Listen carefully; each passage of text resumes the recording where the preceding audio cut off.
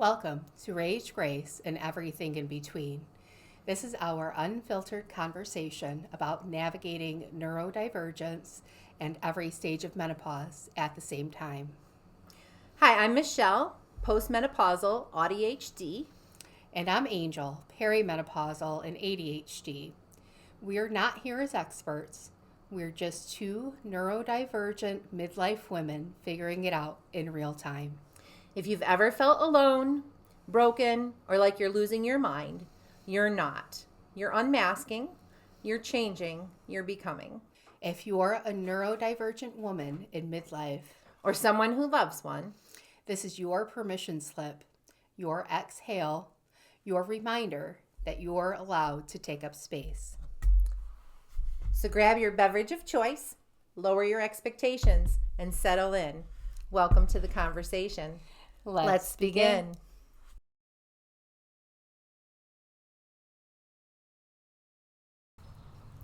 So motivation becomes unpredictable and emotionally loaded whenever we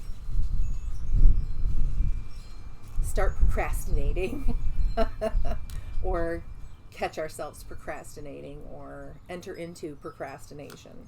What used to be, I'll get to it later, becomes I don't even know where to start. And I don't know why, right? So hormone shifts plus neurodiversity can make the internal go signal feel broken. Procrastination often hides being overwhelmed, sensory fatigue, analysis paralysis. It's not laziness. It's too many steps, too many feelings, or too little dopamine to push through. Yeah, like we were literally just talking about all this, so that's why I suggested doing this for, this week's podcast. And I didn't realize that it was going to be so much harder than I thought, because it really put me in my feelings, because, I have to put myself in that space, in that procrastination space, like emotionally primarily. And it started messing with me. It really put me in this depressed state that I had to tell myself this isn't real. And I mean, that's really the issue for most people who have problems with negative mental chatter, is that we get into this cycle of, we enter into a behavior that we recognize from a previous time. We know that there were bad feelings attached to that previous time, so we know there are going to be bad feelings to this time. So we start feeling bad before we even start feeling bad. It literally happened when I was preparing for my notes. Yeah. And the topics I wanted to talk about. Yeah. So today we're going to have a conversation about how procrastination infiltrates every part of our life. Our social life, our work life, our intimate relationships, our family relationships.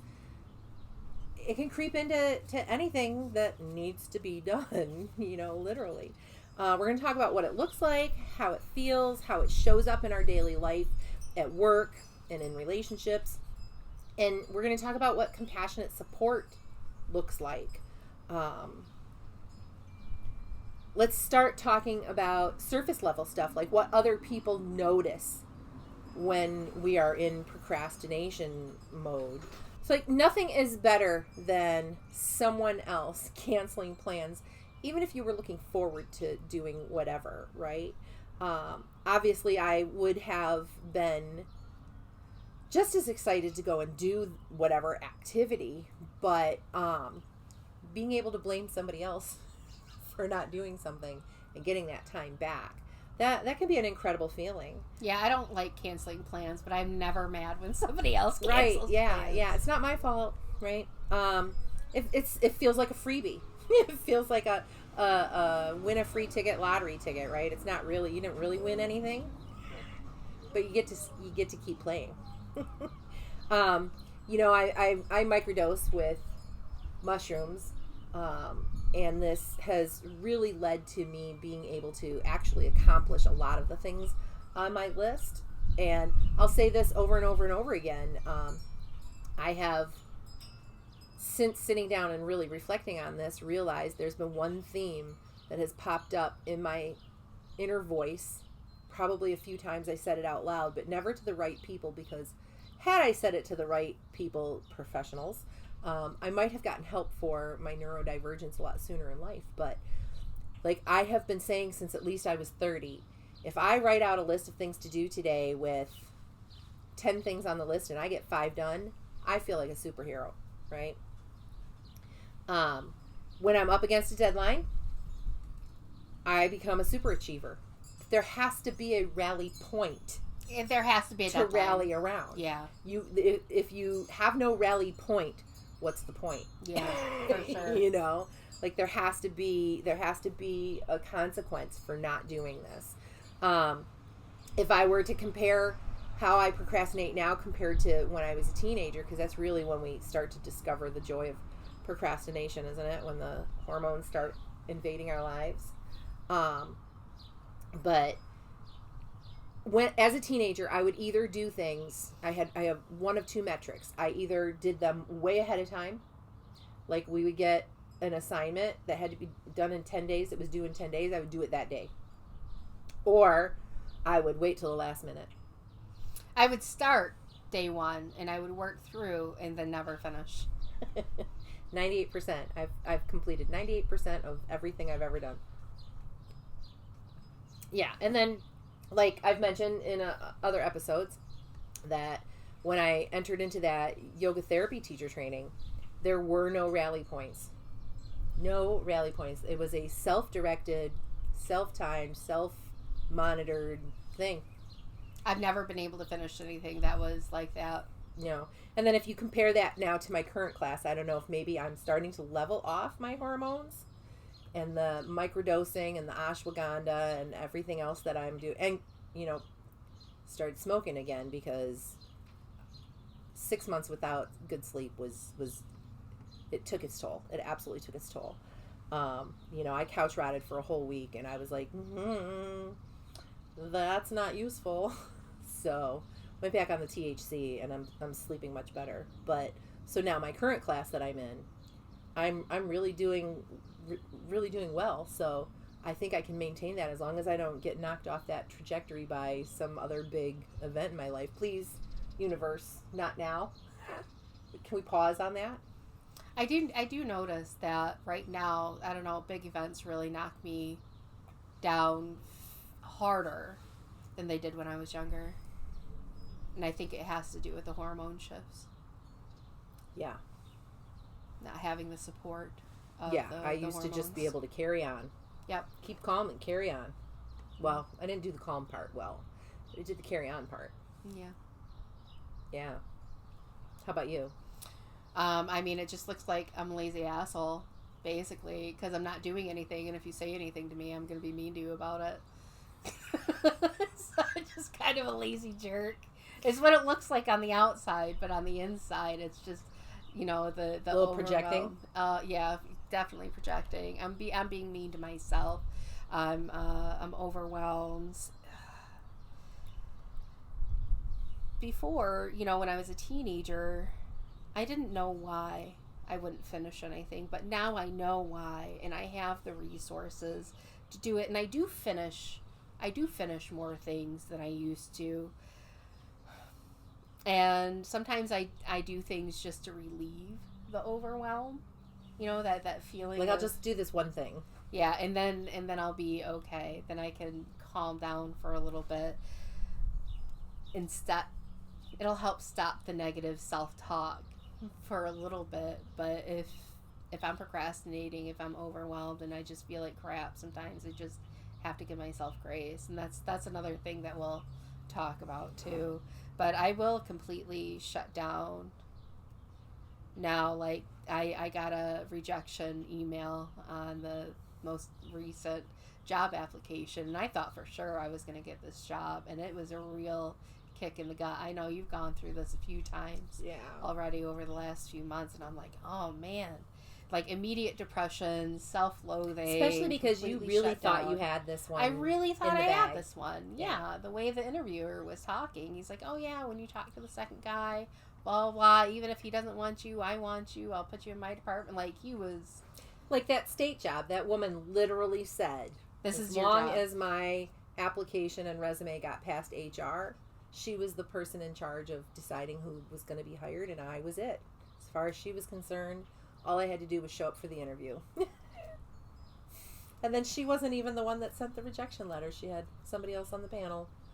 Yeah. And then they didn't reply to my request to let me know what it was about the candidate that won that made him stand out, and what it was about me that why gave you them didn't reservations. pass. I think that's another thing, is not getting proper feedback and knowing why. It really everything causes this procrastination spiral. You know, the feeling Why of, bother doing this if this is going to be the result? why am I even going to do it to begin with? Yeah. Why do I keep trying?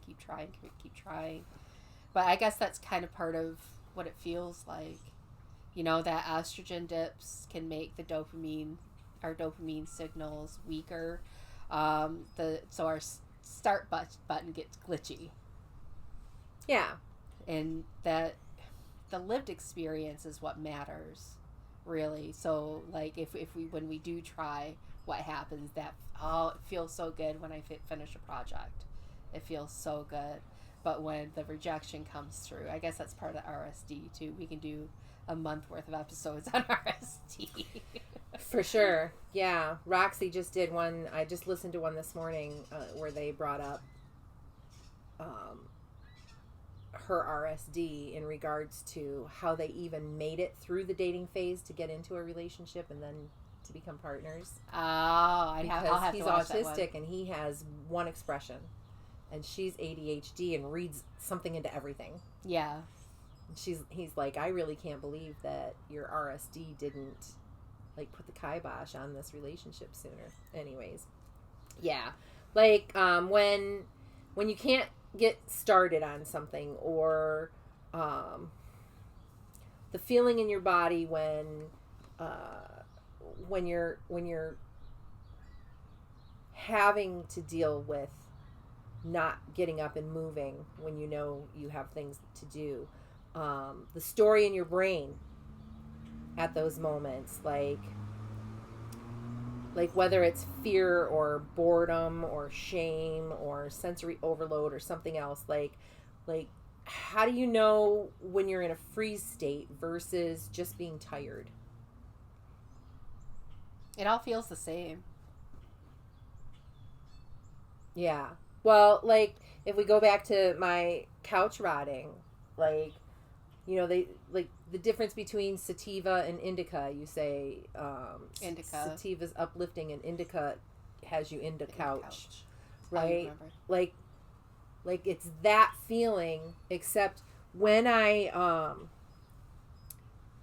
smoke or take a gummy and I get that feeling, I also shut off the negative mental chatter, which is why the marijuana is useful for me as a self-medication, more than a hindrance. But like when I have that feeling, my body feels heavy and thick and full, like I'm full of sand and cement, like the amount of energy I would have to generate just to get to the point where I had the momentum, to get to the point where I had the energy, to get to the point where I could take the first step. Like I'm already exhausted thinking about it, you know? Yeah. Like the mental Olympics I have to go through when I'm experiencing that shutdown, that freeze. It's not just mental exhaustion. Like I lost a whole year of being able to do anything that I enjoyed because the job I had took so much mentally out of me and emotionally out of me that when I got home, I needed the downtime, you know? There's a lot of negative mental chatter, that constant shit talk. It gets worse when my sleep is disordered, which is why I went back on the marijuana. And it gets even worser, if I can use that word, when I'm mentally exhausted, when my bandwidth is thin. it becomes harder to have that forward momentum. When I run out of bandwidth, I give myself more grace, I think, because when my bandwidth is gone, when I just don't have any more to give, that means that I have given, I have done, I've been productive. So then I can just say, I'm at the end of it, this is all I have, and be okay with it. I think it's easier for me in those moments. But it's when I'm not doing anything because I'm overwhelmed, because I feel anxious or depressed or worthless in some way, that's when it becomes difficult to be nice to myself. I mean, it's difficult to be nice to anybody when you just feel like a wide open wire. Mm-hmm. Just feel like all of your nerve endings are exposed to the air. It's like everything irritates you. Yeah, like my husband, I was burning some papers the other day, and my husband comes home from work, and he says, you're supposed to close the windows when you're burning, otherwise the house is just going to smell like smoke. I was like, is there anything else you want to complain about, like what I did? Is there anything else? He wasn't bitching at you. He was just stating a fact. I know you sometimes forget things, forgetful wife. Mind if I give you a reminder? Like anything else you want to complain to me about? I mean, he could have just closed the windows. Yeah. And he does it in a way, even if he just closes the windows, he does it in a way that lets me know that I forgot to close. Because he's not just a little bit passive aggressive. Runs in the family. Yeah.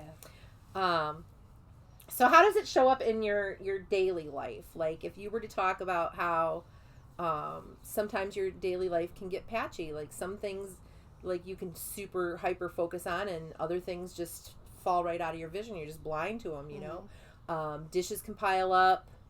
Creative project while you're like busy. Dishes can pile up while you're like consumed with some kind of creative project or something that caught your attention, a shiny object, whatever, that you're just blissfully in for 6 hours. Because sometimes the hyper focus isn't necessarily physical for me. The hyper focus is me trying to figure out the first step of something that I don't know what to do. Like, I don't know, hanging art. Right. I have to figure out what, where, like how, and then I have to mark everything, and then it takes me weeks to do something as simple as hanging art. As you're talking about that, I'm realizing that, if we were to really honestly answer, if I was to really honestly answer about what household tasks just feel impossible to me, it would be using apps. For example, I need to re-up.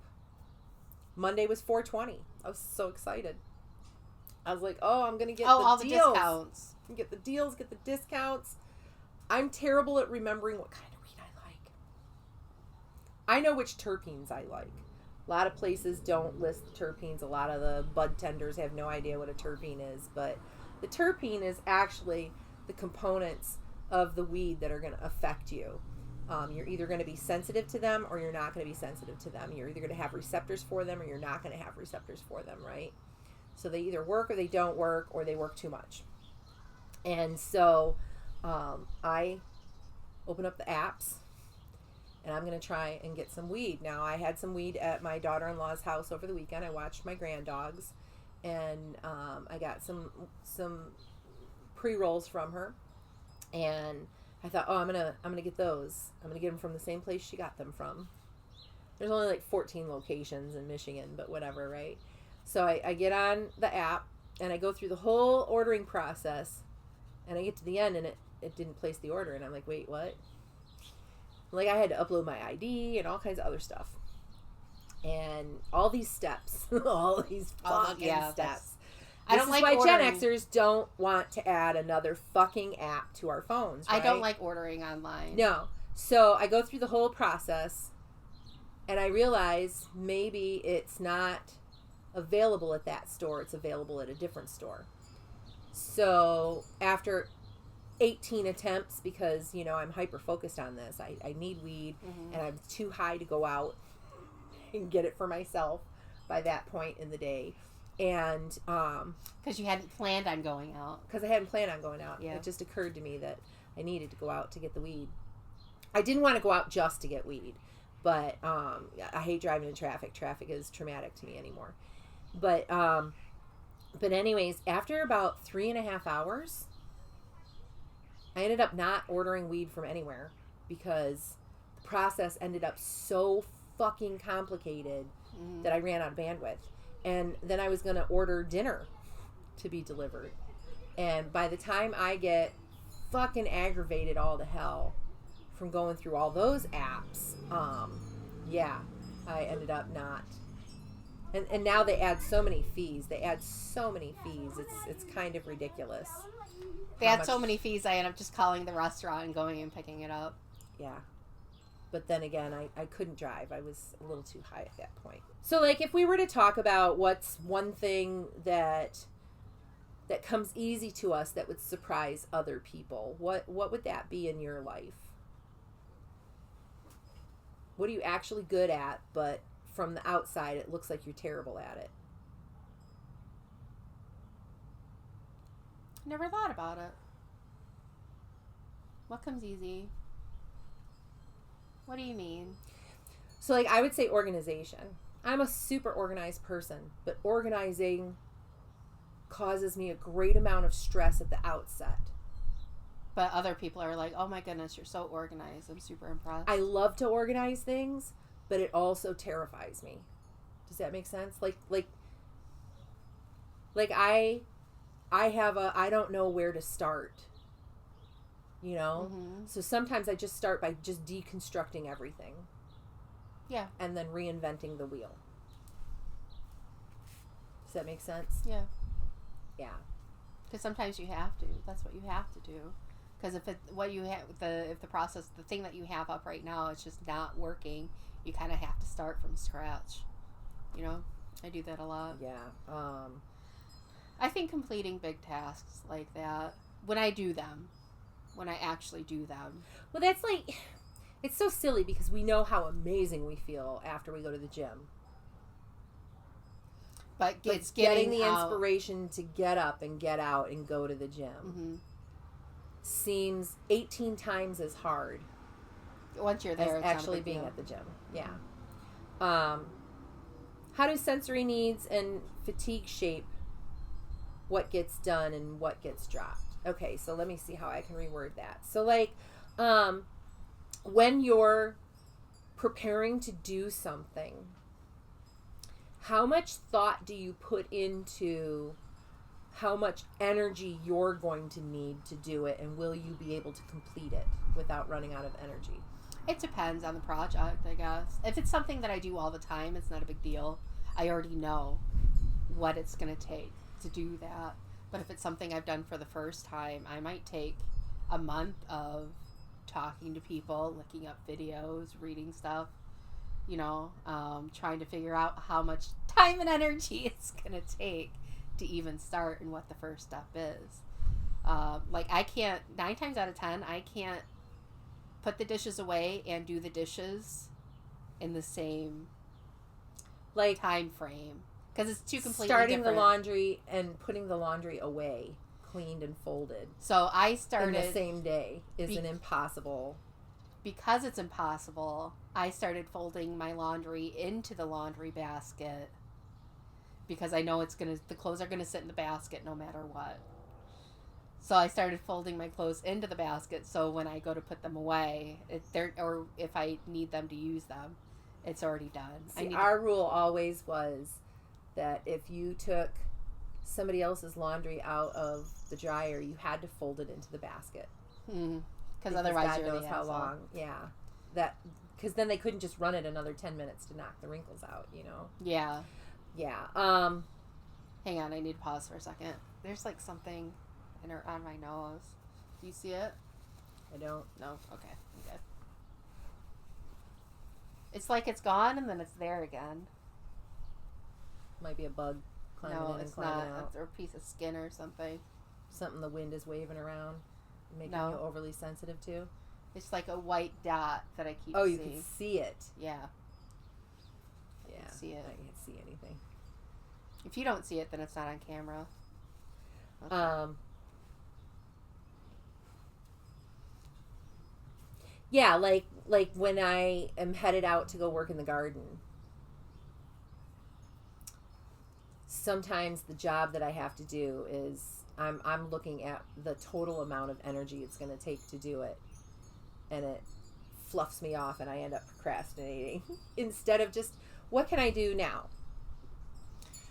So when I'm, say, getting the house together for a party, I know it's happening this weekend, and I have the table, our dining table is just full of unfinished projects and mail That is and like everything else. Procrastination. It's crazy, but Black I'm like, hole. okay, well, what's the one thing I can grab off this table and take off right now, so it's less I have to do when I go to actually clean the table.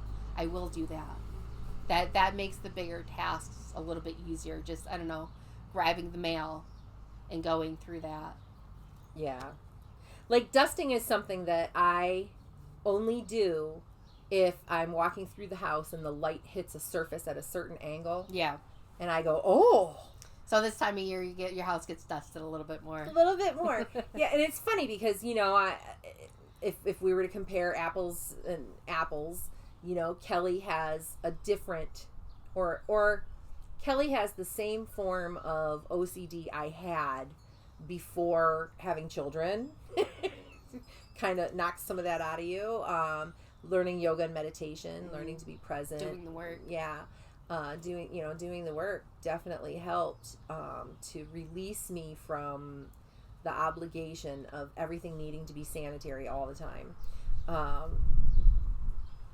Like I have a pretty tidy home, but I have areas, piles of chaos and disorganization. Like my art room and my garage are always either in some form of being organized or becoming disorganized. They're never, it's never one or the other.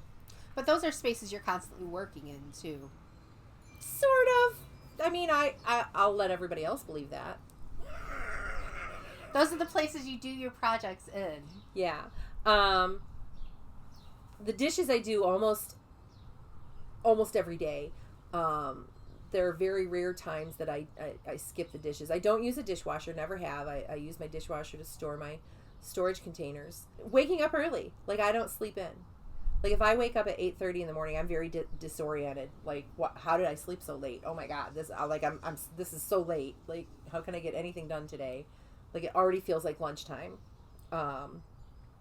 Usually, my hygiene is the first sign that something is not going well in my life.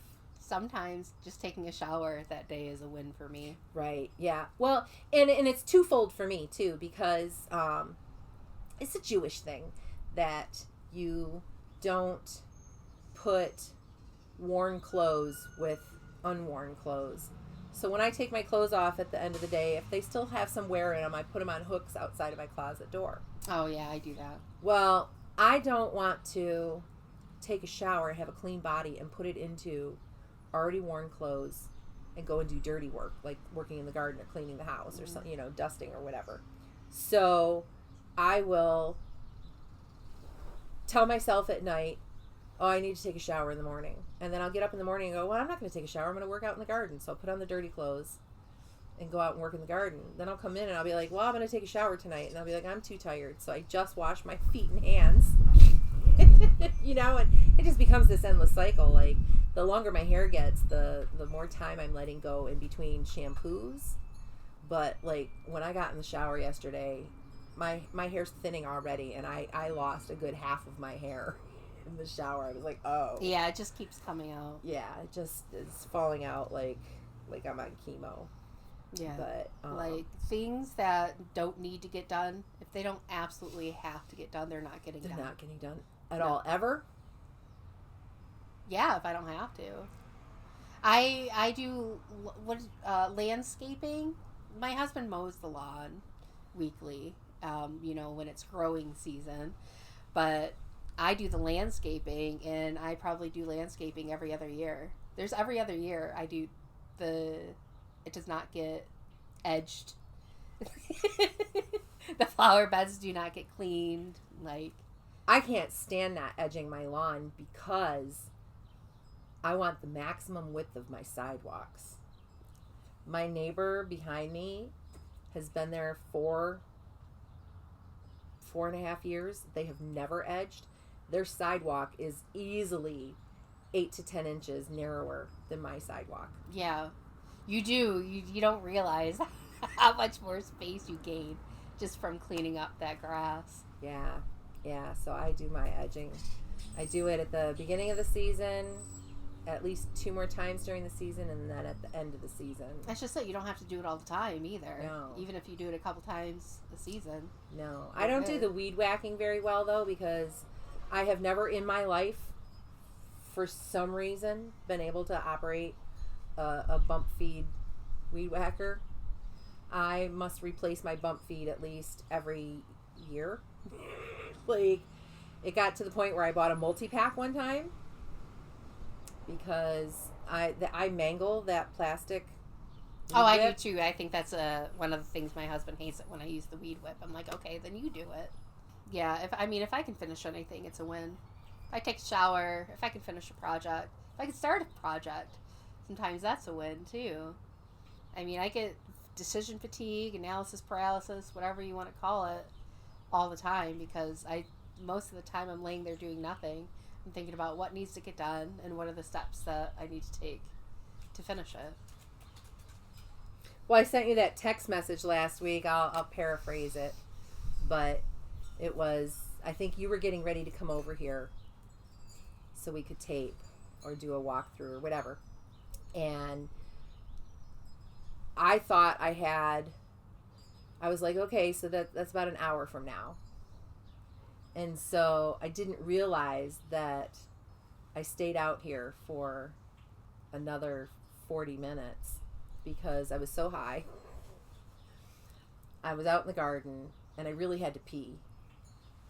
And I was like, well, let me get as much of this done in this hour that I have as I possibly can. So I worked. Interoception, shut off the urge to pee, right? Till I come over and I sit down. And I'm like, let me check my text messages, yada yada. And I sit down and I'm like, oh, I gotta pee. And I look down and I've been barefoot gardening, which is real healthy for a diabetic, but I just feel so much more in touch with the earth when I feel better, yeah, like mentally, emotionally. Yeah, and so I was gonna have to hose my feet off before I could go in the house. I mean, they were that dirty; they were filthy. It had rained the night before, so everything was wet. Everything's mud. Yeah. So I know that the hose was hooked up because my son cleaned up some barf from the bar night the other night. But I get over there and no, it's not hooked up. So then I have to hook up the garden hose. I get the garden hose going, spray my feet down, get them clean enough, and walk in the house and realize my hands are, even with my gloves on, my hands are just filth. Mm-hmm. So then I have to scrub my hands because I can't possibly wipe down there with dirty hands. So then I have to get the nail brush out, and I have to, I do almost like a scrub in, it's the germaphobe. But, so I do the scrub in, and I go and grab the phone to see how long I had been sitting out here.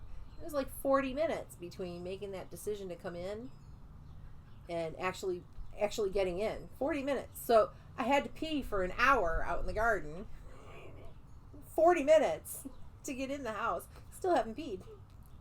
And I'm like, holy cow. And so I finally go in there and pee, and whew, what a sensation. But all the steps it takes just to go inside and use the restroom. Yeah, that was the mental Olympics that I had to go through to say, oh, I have to pee. I'm going to ignore having to pee. And then, well, now I can't ignore having to pee, but I have to do all these things before I can pee. So this next segment, we're going to cover procrastination in regards to our work life, our social life and our relationships, because it really does spill into everything. Oftentimes our work and self-worth get tangled. I know for me, when I lost my job at DuPont, I had been there 10 years. And when I lost my job there, I had to grieve for who I thought I was. I thought that was going to be me until retirement. I think a lot of Americans go through that. They attach who they are to what they do. Yeah, it becomes your identity. Yeah. And I could not move on. I could not gain momentum. I could not take a first step into another direction until I finished that grieving process. And grief is funny, man. Grief can take you 2 days. It can take you 200 days. And we don't know. We don't know. Days. Yeah. It's a process. It doesn't happen all at once. Missed deadlines, things that we avoid, inconsistent output, all of these can trigger shame spirals and masking and overcompensating, especially for women who have spent decades holding it all together. How your brain behaves at work now compared to 10 years ago can bring you stress, like just taking a look at which situations make us mask more, and just talking about maybe something that we wish our coworkers understood about our motivation cycles. Like I hate to be retrained, now when you're being taught a new task at work, you have to do this video training. Well, I'm going to tell you, as soon as that video starts, I shut right off. When it ends, I forget what it said. I cannot pay attention to a video. I can watch TV like it's my job. But it's things I choose to watch. If I'm being force-fed some kind of training bullshit or certification process or whatever, I am waiting until it gets to the test, and I'm going to take the test as many times as I have to pass. And I'm just going to guess.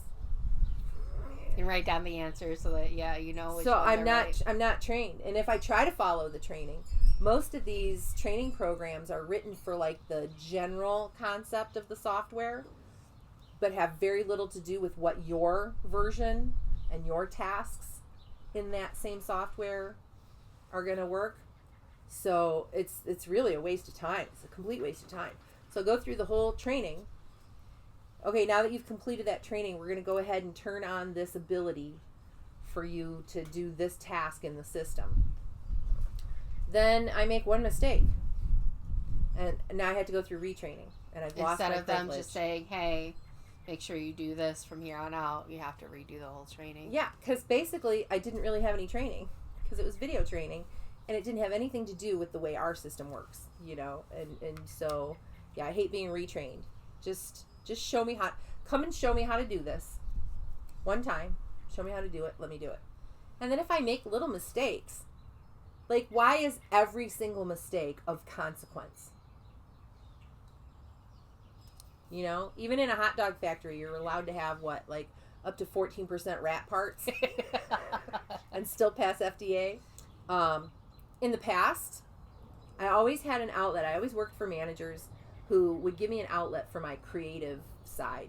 Back before memes were a thing, I used to photocopy editorial cartoons and headlines and it's like a baby bumblebee magazine pictures and make like a little motivational poster or a poster that reflected my feelings on God, the world, and everything, and put it on the door of my office or the door of my cubicle or whatever. So you knew when you were approaching Michelle's desk what mood Michelle was in based on what was on there. And as long as I got my work done, nobody ever cared that I spent time and resources using the copy machine. Now, and I think something happened during COVID. I think management level people positions became just grosser. Like, the people in those positions it's like life or death for them to manage you, you know? Like they have to be managing you all the time. Like there's this metric of managing the worker. I don't know, like I always think the corporate overlords, you know, are starting to get worried. So they want to mind after the workers a little more to keep them in check and keep them from revolting. I think it was a lot of stress on a lot of people during COVID when Yeah. everybody was working from home, because then you have to keep an eye on what you can't physically see them. So you have Right, to but you go can in see their work product. Yeah. That's my big bone of contention, is that if my pay and benefits is commensurate to my work product, judge me on my work product and forget the rest, you know? Mm-hmm. There has to be an allowable amount of mistakes that can be made before a person is made to be feel worthless, right?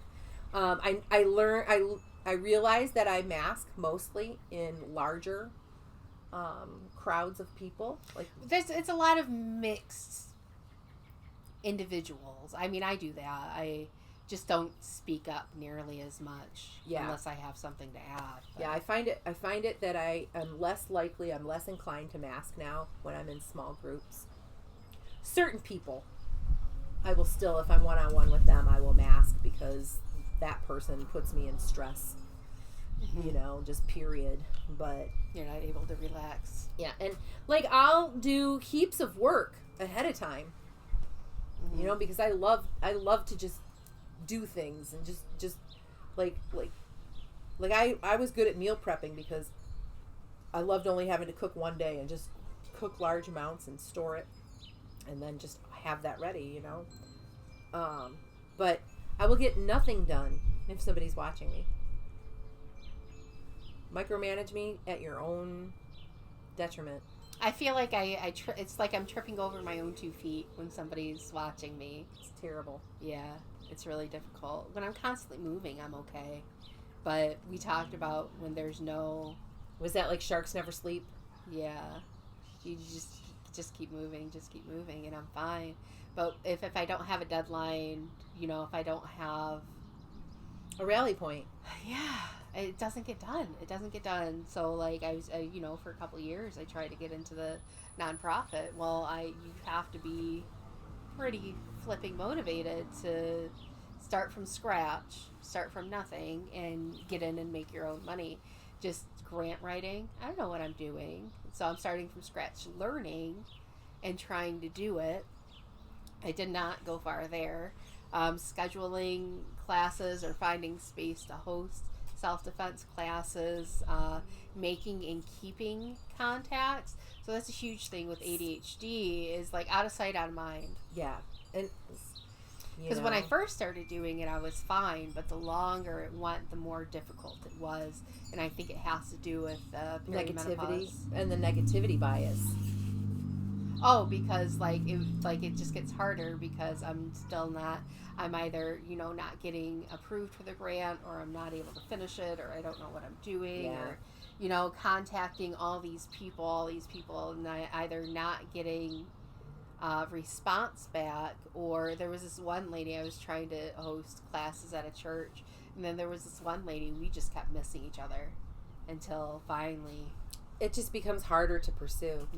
Yeah, and you know, like our relationships feel the ripple effect, because however shitty our workday was, the workday you have to get through because that's your resources. Then you get home and it's the people that we love the most that we are the most awful with. Yes, because so they Mike says anything to me, I'm just mean. The people we know are going to stick around. Those are the ones we take things out on. Forgetting plans, shutting down socially, needing more recovery time. Like for me, I never really thought about the recovery time. But when I did start to see the recovery time, I realized there are a lot of little parts of my day that I have planned out that are my routine, that if somebody else is in that space that's not part of the plan, it changes the whole vibe. So like your morning and evening routines, like you have to kick people out at a certain time in the evening because you know how much time you need. But if it's not somebody you can kick out, you know, other people look at our recovery time and they think that we're checked out. No, my husband will be like, well, what else are you doing? I'm like actively doing nothing on purpose. This is the time. This is my planned nothing time. Yes. Yeah. I need this downtime. And if you want me to do all these other things, I need this time and space right now to do nothing. Yeah, it's not lack of care for others.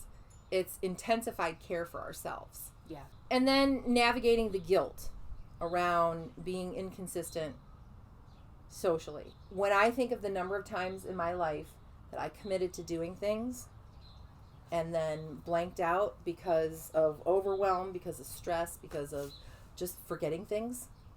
That's a lot. You know, there's so much. Tell somebody you'll babysit their kid on a Saturday, and then it's Saturday afternoon before you finally check your phone, and there's 18 missed calls, and they ended up not going to work because you were their babysitter. I missed my brother's first child's baby shower. I was like at brunch with Mike's aunt. They called me and said, hey, where are you at? What are you doing? My nieces, I've let them down. I don't even know how many times. My sister will like give me a dirty look the next 5 times she sees me. But she won't say anything. It's like this thing. Like, I know that I did something wrong. I just don't know what it is until months later, if ever. But sometimes it's not a completely terrible thing. Like, I forgot plans that I had made with a friend one time. And this friend, I mean, I was seeing her once every 2 to 5 years. And finally, we're like, okay, Wednesday, we'll get together, we'll hang out, whatever. And like, no specific plans, but just hang out on this random Wednesday. I completely forgot. I never called her until days later. I get a hold of her. I was like, oh my goodness, I'm so sorry. I completely forgot. She's like, yeah, I remembered, but I wasn't mad. I figured if you called me, I'll hang out. But if not, I was fine with it. Because she's another one who is not mad if you cancel plans with her. Yeah. And like, I don't generally cancel plans with people because the few times I did, like, I would have a period of isolation, like whether it was couch rotting or people were avoiding me because maybe I was off-putting, or maybe that's what I thought was going on because of the RSD. But during those times, because of the constant recall aspect of feature of autism, constantly thinking about rethinking about social situations I've been in, and I will remember like, oh, I should have said yes to this, I should have said yes to that, I shouldn't have missed out on this, I shouldn't have missed out on that. I've missed out on a lot of really big events in friends and families' lives because of that burnout. And would feel so guilty afterwards that when it's up to me, I don't cancel plans. I generally drag myself out of the house because 9 times out of 10, I'm glad I did. Yeah. And I think I'm old enough now to know what I'm going to be sad about missing and what I'm not. Like, I'm not going to be sad about missing a night at the bar. I don't care. With the same people I see all the time, blah, blah, blah. But I might be sad about missing a concert or a family event, or, you know what I mean? Like something specific, a milestone, somebody's graduation. Yeah. Things like that. Yeah. So then if we bring it closer to home, our immediate family, they're taking the brunt of the brunt of the brunt. Oh, my husband. If we were to look at how procrastination makes us feel about ourselves, what makes us feel misunderstood in our family relationships, and then maybe talk about a situation where your shutdown looked to somebody else like you didn't actually care when you in fact cared a little too much. Like when I'm procrastinating, I get in that lazy, unmotivated loser dialogue in my head. Mm-hmm. And we know that's not really our own voice. That is that community of critics that we have accumulated over our lifetime. Because if you're not constantly producing and doing things, then yeah, and because of the negativity bias, we're gonna remember those aw shits way more than we remember the attaboys. But like, I sometimes feel like I would have more success with a partner because a partner that wanted to go and do all those routine things with me.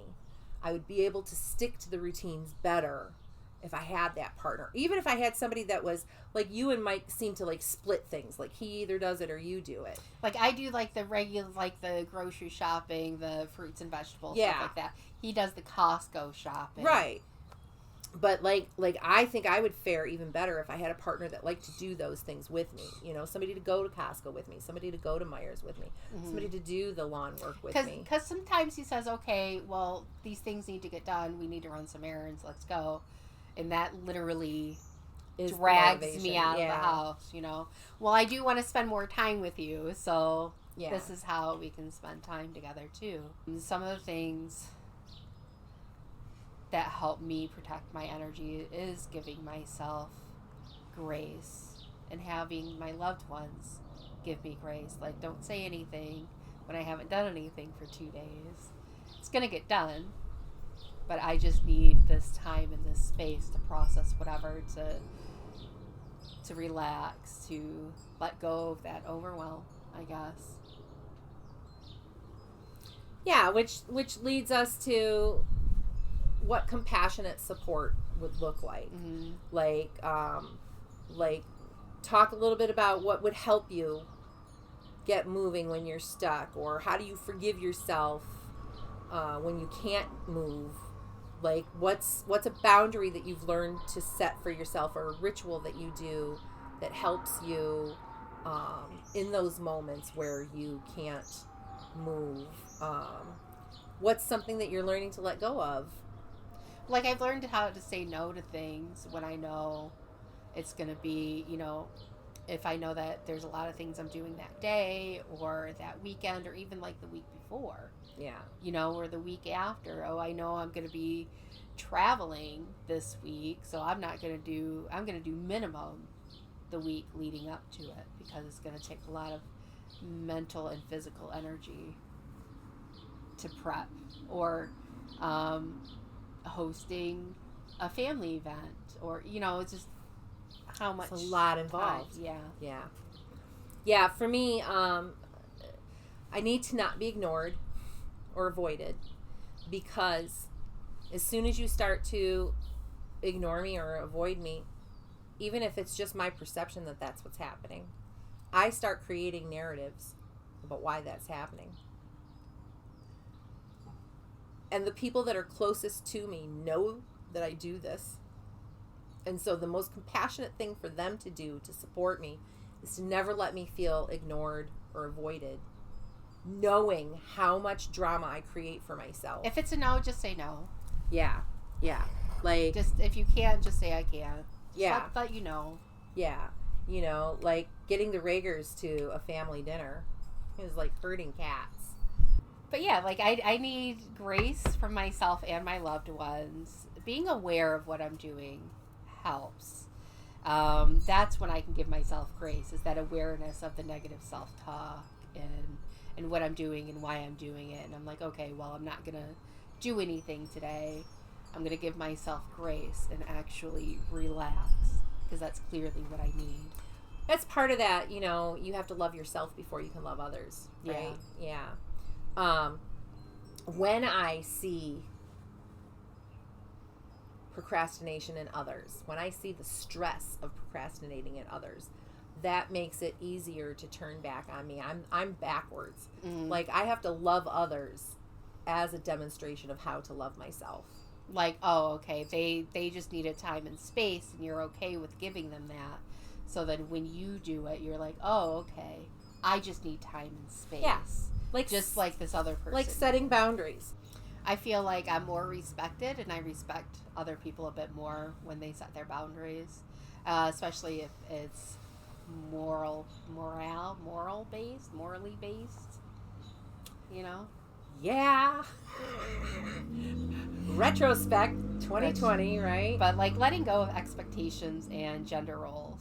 You know, the expectation, I'm going to do the male female, you know, gender role and expectation because that's the relationship I'm in. Like feeling bad about, I don't know, not cleaning the bathroom. My husband lives there too. He uses the bathroom just as much as I do. You know, why do I feel bad if I don't clean it? Right. So I don't feel bad anymore. I just feel like everything's my job. Yeah, like I've done a great job. Well, okay, not patting myself on the shoulder here. I have done a very decent job of giving up the need for things to be perfect, mostly. Dating, I am much easier on perceived red flags than I used to be. I will give people a lot of leeway. I mean, I still end up realizing that there's way too much leeway and that all adds up to trouble and getting out of that before it becomes a relationship, but we're still working on it, right? I mean, you can do deal breakers. I mean, men today are just feral. It's just gross what the bro sphere is influencing men to believe relationships would look like. I'm much better with roommates. Oh, right. Just being able to be okay with whatever it is that they do. Yeah. Housekeeping. I'm not such a... Like, I used to not be able to go to bed till everything was clean and tidy. My physical appearance. You know, I still am going to be showered and cleaned and groomed minimally to go on camera or to go to a social event. I might be okay going and slapping a bra on under my pajama top and going out in my lounge pants to go to Costco. I'm probably going to have underwear on, you know, but... I do put on pants to go run errands. That always cracks me up because Kelly is always in some level of nakedness in her house. Doors and windows open.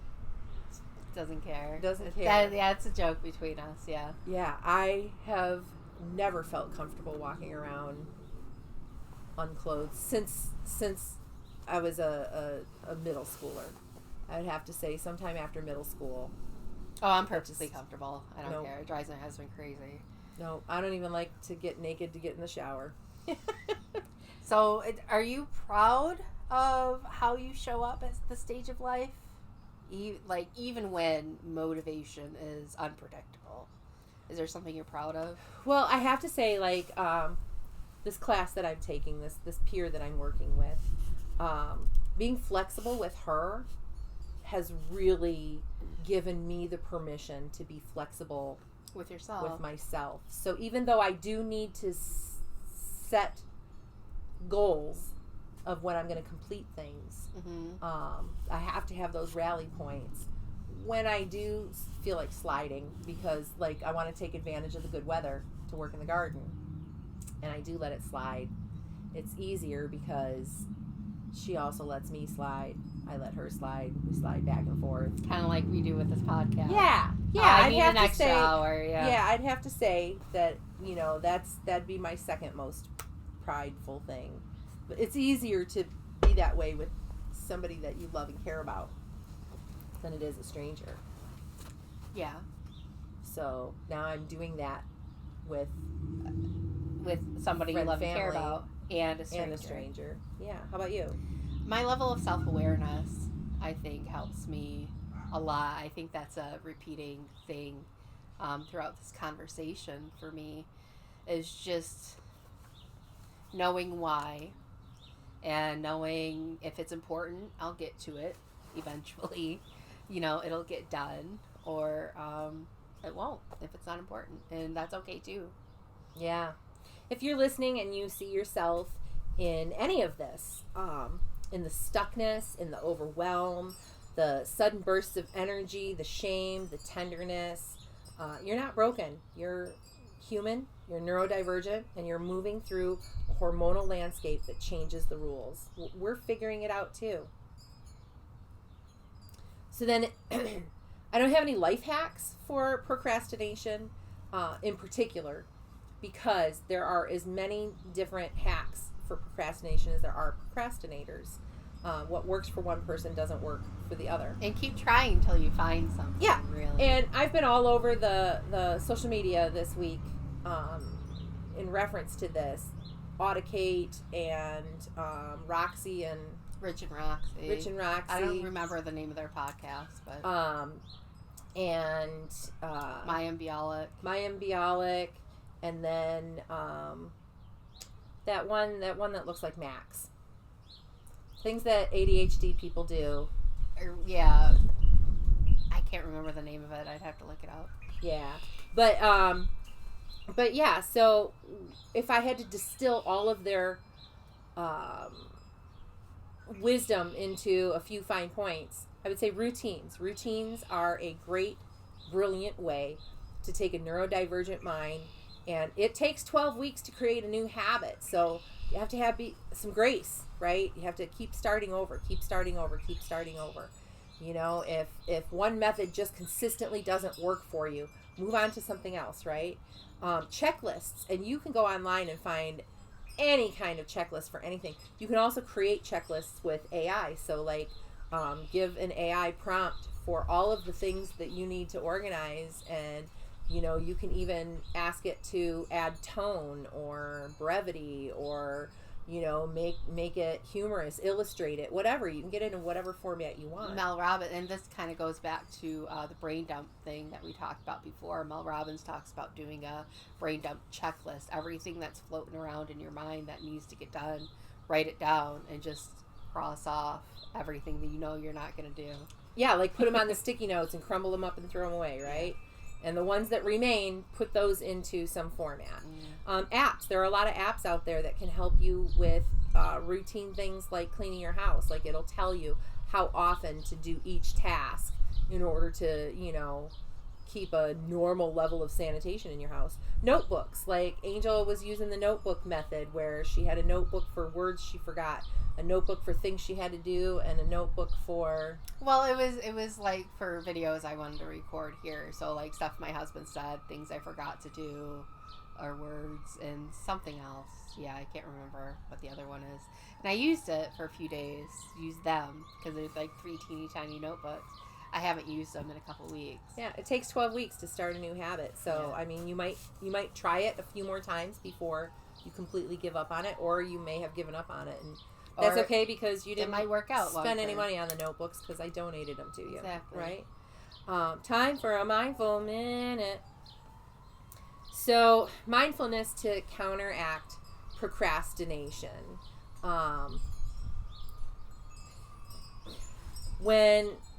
Whenever you notice the thought to procrastinate, identify and label it rather than react to it. So this is the same kind of training that we talk about in any kind of meditation. Like, it is the noticing that is the destination, right? Like, I'm feeling anxiety, not I'm anxious, right? I'm feeling stress, not I'm stressed. I feel overwhelmed. Yeah, just label it without reacting to it. Easier said than done, takes a lot of practice. The 5-minute rule. Commit to doing a daunting task for 5 minutes, releasing you from the pressure of getting bogged down in the details. Like, don't worry about what the final product has to be. What can you get done in 5 minutes? Yeah. You know, look around your environment. Is there anything here that needs to be done that I can do 5 minutes of, and it'll make a difference?